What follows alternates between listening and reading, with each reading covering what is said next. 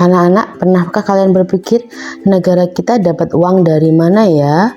Untuk membangun infrastruktur, untuk membangun jembatan, pelabuhan yang besar, kemudian membangun tol. Hari-hari ini kita banyak melihat tol baru dibuka ya. Nah, pertanyaannya, pembangunan yang sebesar itu atau sebanyak itu, kira-kira negara kita dapat uang dari mana ya?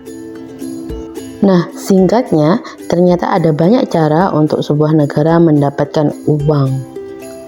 Bisa dari hibah atau pemberian, kemudian keuntungan perusahaan negara, kemudian juga dari percetakan uang, walaupun dari percetakan ini tidak sembarang cetak gitu ya, karena nanti bisa menyebabkan inflasi.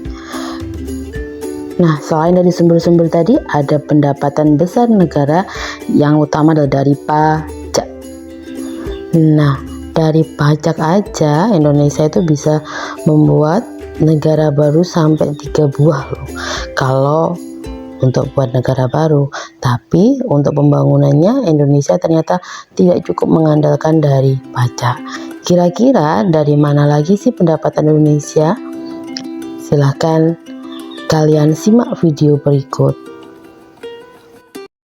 Kita ke sorotan lain, saudara. Ini pendapatan negara di awal tahun ini masih tertekan. Selain karena pandemi, kontraksi penerimaan negara juga dipengaruhi oleh harga minyak.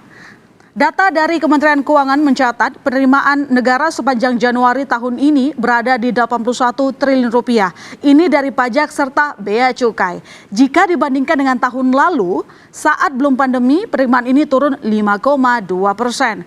Dari sisi pajak, penerimaan dari migas tergerus hampir 20% karena harga minyak yang lebih rendah dari awal tahun. Nah, semasa pandemi ini ada pembebasan bea masuk dan pajak bagi impor alat kesehatan dan vaksin, saudara. Karena kebutuhan di sektor kesehatan sangat esensial. Sejak awal tahun, total fasilitas bebas bea masuk ini mencapai 234,26 miliar rupiah untuk fasilitas impor alat kesehatan. Sedangkan untuk fasilitas impor vaksin menyentuh 591,06 miliar rupiah. Ini untuk impor 29,3 juta dosis vaksin. Dan saudara, insentif pajak juga bertebaran seperti PPh 21 ditanggung pemerintah. Ini pula yang membuat penerimaan pajak berkurang. Selain karena memang kegiatan ekonomi belum pulih sepenuhnya dari pandemi.